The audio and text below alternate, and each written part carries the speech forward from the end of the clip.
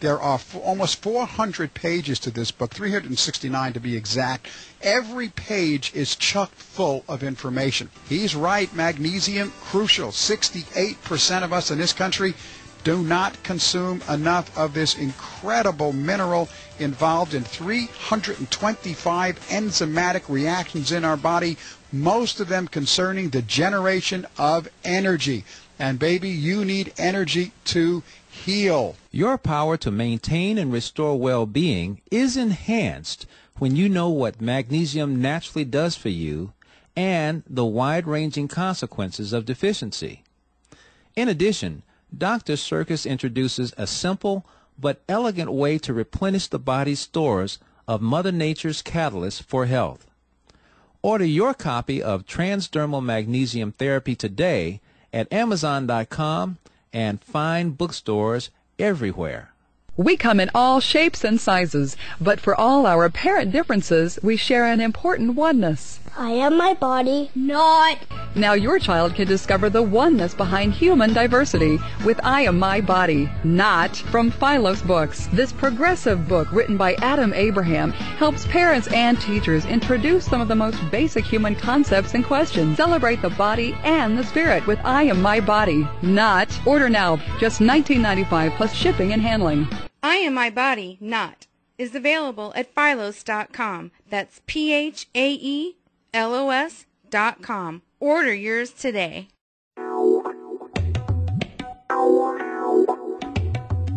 Talk for Food continues here on WebTalkRadio.net with Adam Abraham and our conversation with Sheldan Nidle of the Planetary Activation Organization. This is a videotaped discussion which will be available on a DVD on our website, shop.understanding-mms.com.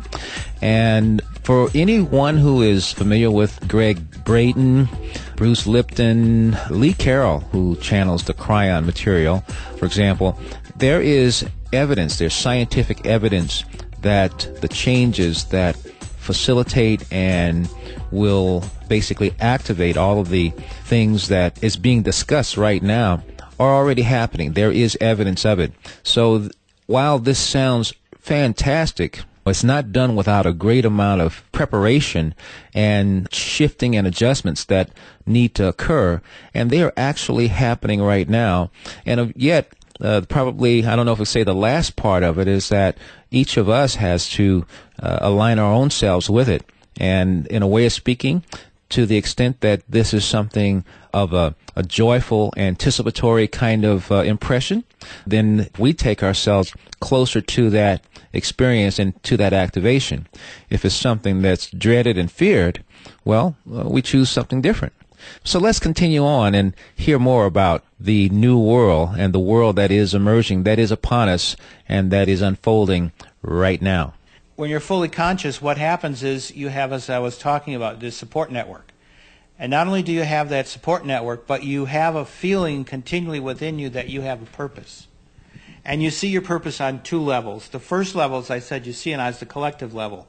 At the second level, you see yourself on as the individual level. So you look upon yourself as being a member of something, not just being it. And you also see yourself as a person who has an individual set of accomplishments to do in their lifetime. So what you're doing are really, as I said, two things. You're looking at yourself as part of a collective. In other words, you have ritual, you have things to do on a group basis to help with, let's say, the main scientific paradigm, or whatever particular aspect it is, music, art, right. Whatever. Sure. Because music, art, and all the different aspects, the living arts, as they like to call them, dance, etc. Expression is considered equal with that of science or any other type of aspect. So what you are continually doing is taking your talents and moving them forward in a group. Okay. And the group supports whatever you're doing. So they have a thing called group fluid dynamics. And what happens with that is you have a problem or a basic series of objectives you want to achieve. You take those people that are that more able than others to manifest that talent, and you allow them to lead the group, and the group then acts as a support system for it. So whatever they need for a resource, you will supply it to the group because those particular individuals are leading the group. Once it is taken care of and the group reformulates as another particular objective, then you, who were the leader in that particular thing, go down and become one of the supports, and those people who are in the support group that are experts or talented in that particular direction then become the leaders.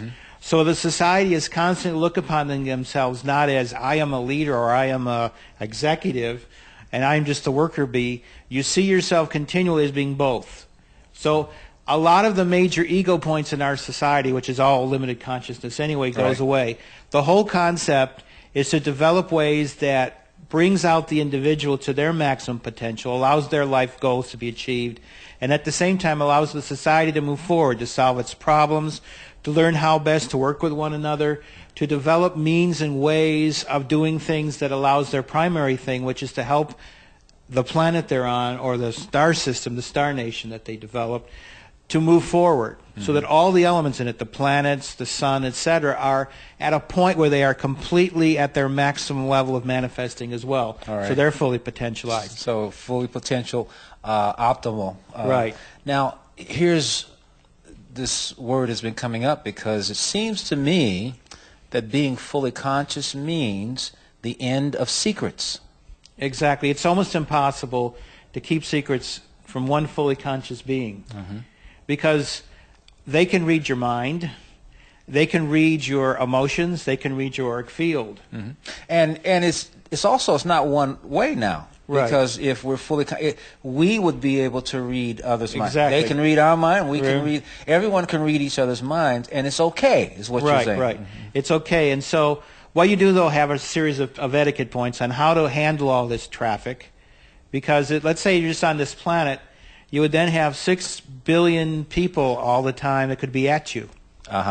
This, for even the most advanced person, is a little more to your, we might say, your ability to handle it. You'd be in maximum overload. So you have to learn how and when to turn off different things so that you are able to function. So you learn how to develop like the scanner device in your brain, in your mind, that looks at everybody, that is bringing information into you, and you scan it for what you need. And you can filter out the other stuff as required, but it's in the background, because you can always bring that forward when it's required. So this etiquette of how to perform this little trick is one of the things that fully conscious beings, because when you're in a fully conscious society from the beginning, these are the things you learn when you're a very small child. And so you grow up in this reality, in this environment, and you're totally able to understand what's the etiquette, what things do I need to do, how does it operate.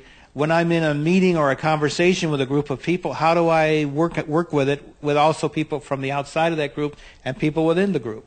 So you learn how to do that. So when we become fully conscious, we need to know how to do this, because we're relearning this whole thing anyways, because we did it long ago, but all of us born right now in this limited conscious reality, we are in amnesia, we've forgotten it all. Right.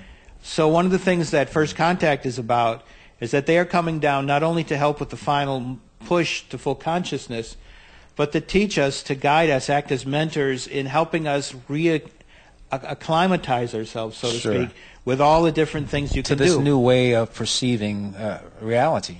Right, because you have the ability. In other words, you can immediately reactivate your body in such a point that it harmonizes with anything and you can walk right through it. You have the ability to suddenly move into different shapes. You have the ability to become a Merkaba, a spiritual light energy, and wherever you think you want to go, you're there. So you have to understand that, and whatever you really want to manifest, you're kind of like your own inner individual processor machine. You can create it by yourself. So the processor unit acts kind of like being lazy. You can create all kinds of things, furniture, food, etc. But you can do the same thing by yourself, because you are an infinite being of light.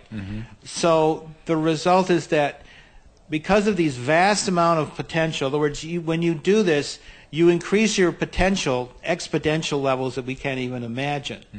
So when you become a fully conscious being, and we're an adult, we should have already learned all these things. And another nice thing about it is, because you control your body completely, the whole aging process stops.